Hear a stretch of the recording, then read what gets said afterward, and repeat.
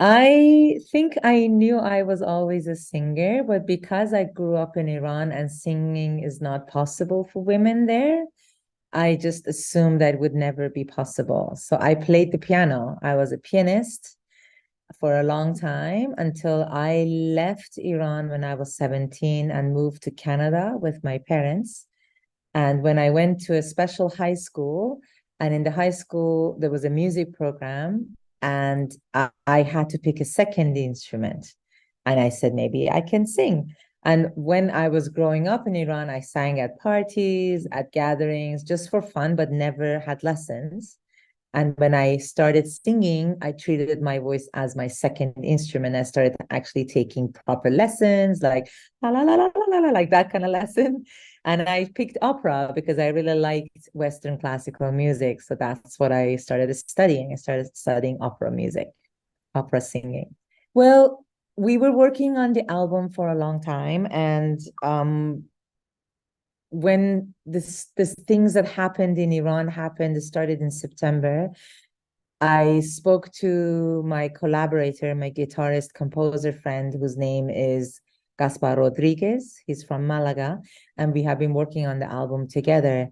I told him, listen, we have to stop with the album because I have to react in an artistic way to the revolution that's happening in Iran. And because obviously I'm working in music, I felt the best thing to do was to make a song. And the song Yar is actually a well-known song. It is an old song from Iran and it's a march. It's like Yar dabestani man wa manu hamrah mani. So it's different. It's faster and it's like dum dum dum dum dum. But I felt that I wanted to create a song that touched on the sadness of what was happening. I also felt the words were very applicable to what was happening. Unfortunately, since the revolution, a lot of very young people have been killed. A lot of students, the youngest is a 2-year-old and it's on purpose. It's not like they got caught in the fires. They were standing in balconies and they got shot at. So the soldiers will shoot at them. So the parents will be scared and will go inside. So the song is about the idea that you can go to school the next day and you might encounter an empty chair because you don't know if your friends are coming back or not the next day. And the song Fiyar means friend or a friend of the heart, like a very special friend. So it's about the idea that our friendship will save us. The music, it's about sadness and it's about all the horrible things that are happening. The music video is obviously shot in a horrible environment, but at the end, the man and the woman, they become one and they were friends. And the lines of the song says that if it's only us that who can save us. If it's not us, there's no one else. And that's how I felt. What was watching from afar, what was happening in Iran. So I had to stop everything and make the song happen. Let me see. I think, well, maybe it's not so funny, but I can tell immediately when someone in the audience is from Iran because they start crying. I'm sorry, that's not funny, but that's one of the things that happens all the time. Um, and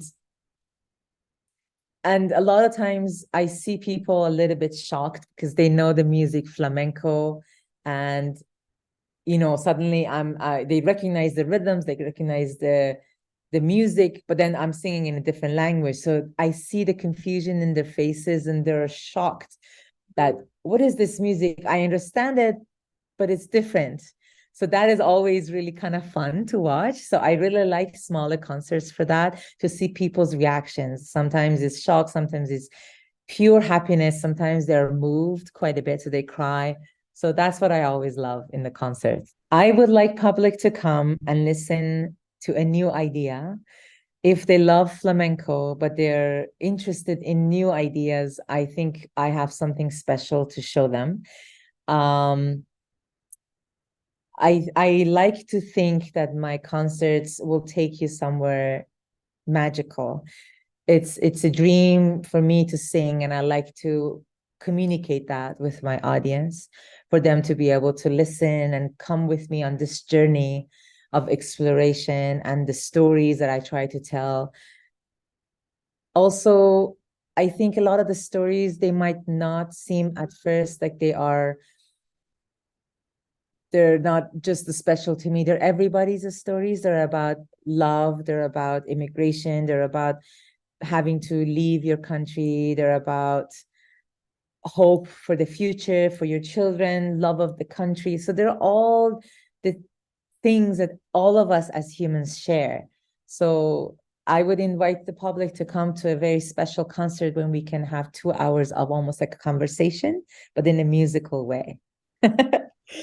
So I was introduced to flamenco when I was a little child. My dad really liked flamenco music. When I finally left to come to Canada, I started as this dancer, as a flamenco dancer. I never thought I could sing. And as I said, I was singing, opera and so on. So after a while, I started thinking maybe I could sing a little bit because I had children and they were too little for me to go to as many dance classes as I wanted to. So I started singing and I started performing almost right away because I knew the dance really well. But I don't speak Spanish very well, as you know. So a lot of times I didn't feel like the songs were my songs. They were always somebody else's song. I couldn't add my own words. I was always imitating. I was always trying to copy all the famous flamenco singers. So then eventually I started feeling like, I want to make my own music. I'm really enjoying singing. I really like being a singer on stage, but I want to make my own music. And then I thought, okay, obviously,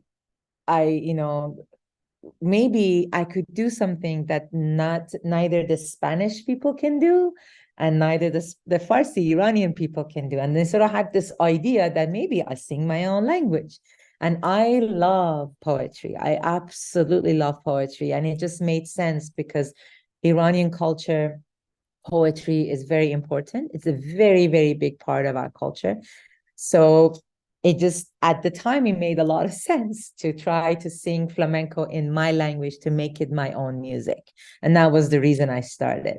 I felt extremely proud, more so because my dad, one of the first musicians that he introduced me to in the world of flamenco was Lola Flores.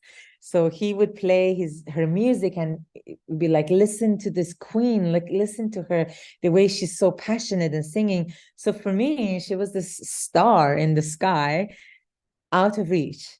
And then I come here and not only I am encouraged and embraced and people love what I do, I'm invited to participate in a documentary about my idol, one of the people that I've loved for 40 years. I don't know how else to describe it. And then I usually find it really difficult to sing, to pick a song and then put the words to it when somebody else chooses it. But the words to her song, Ay pena, pena, penita pena, came out of nowhere. And it just worked really, really well together.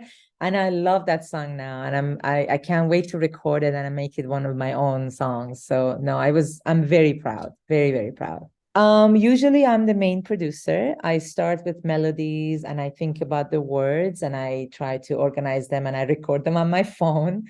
And for each of my albums, I have worked with different guitarists. Obviously, as a singer, I don't play Spanish guitar. I play other instruments, but I don't play flamenco with instrument. So I would need a collaborator. And in this case, in this album, as I mentioned, is Gaspar Rodríguez, who lives in Malaga, beautiful composer. So we've been working together and he definitely is a major contributor to the album.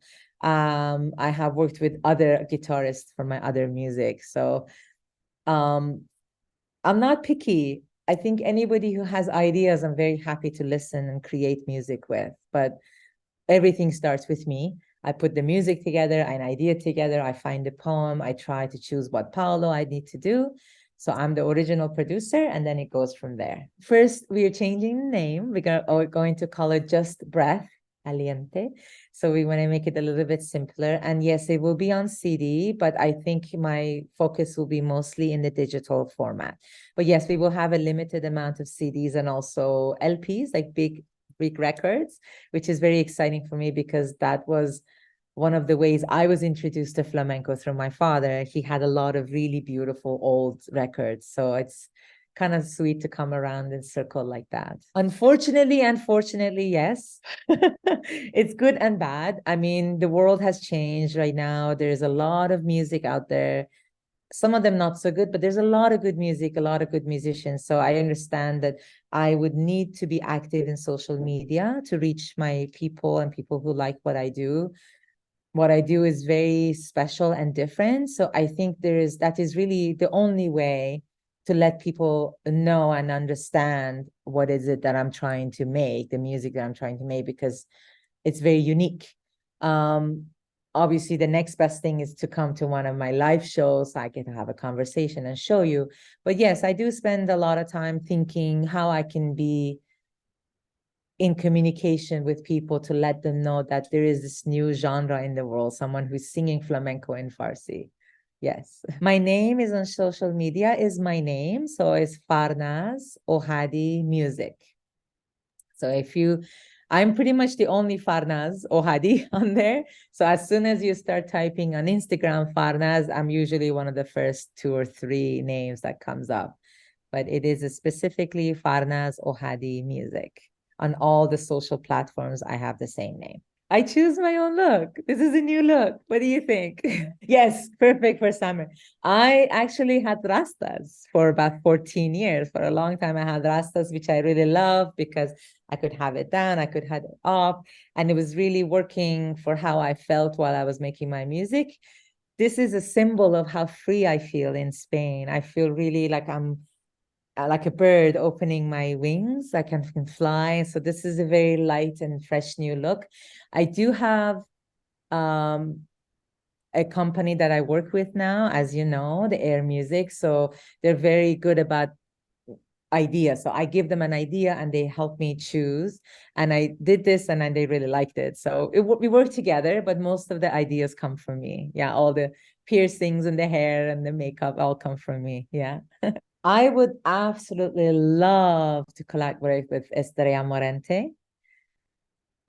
She's exceptional. I absolutely love the work that her father has done with the poems of Garcia Lorca and Picasso's, and I love how melodic she is in the way she sings. I would love to work with some dancers that I love. Jesus Carmona, I really love him. There is a few non-flamenco artists that I would like to work with too. So some instrumentalists that I absolutely love.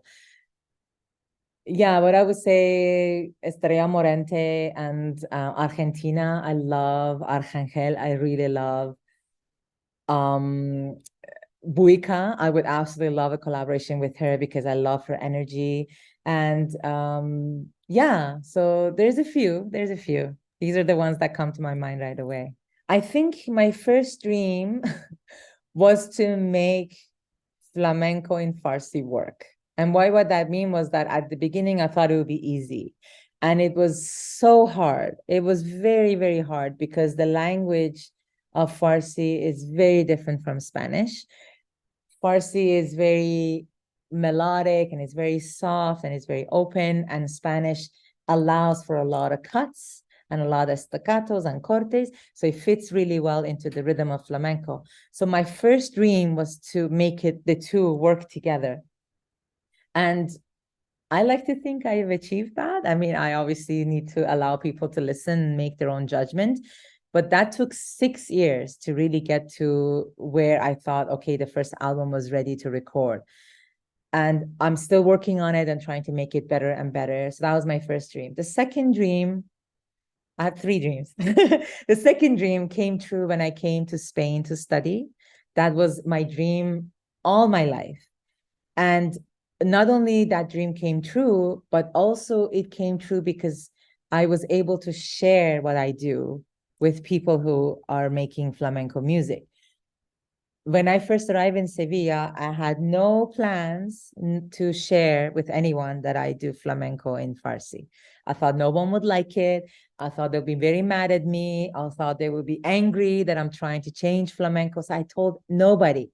And then in the school that I was attending, Fundación de Cristina Heeren in Sevilla, this amazing teacher Esperanza Fernández was my teacher, and she was incredible. She still is incredible. We've done some work together. I've performed with her on stage. That was a dream I didn't even know I had, and it came true. So that was incredible to work with someone I respect and have known for a very long time. I knew her from Canada, to work with her. So that was another dream that came true. I think my final and biggest dream is to be able to leave a legacy behind, to people to think that, you know, there's somebody, when they think of fusion flamenco music, someone who's done new music, to think, oh, there is that girl, Iranian girl that does that interesting thing. That's what I want. I want people to know that I've done this. And obviously, I would like them to like what I do. But I like to be in the history book somewhere under my name that she tried Persian flamenco. My next biggest project is my album. It's going to be available in the fall, in October or November. It's an album of 9 new songs, and this will be produced in Spain, so it's a little bit different. And as I said, with Gaspar and a more bigger Spanish team. I'm also introducing some electronic music touches in there, which is different from my other work. So that's my first album. Then I hope to have some collaborations, some videos that will come out with some artists that I love and respect, including Esperanza Fernández. We have a video that's coming out together. And then I just hope to be able to go to festivals, to music festivals. And I'm already planning on going to New York in January. My name is Farnaz Ohadi, and I love to be on GuauMiauyMas.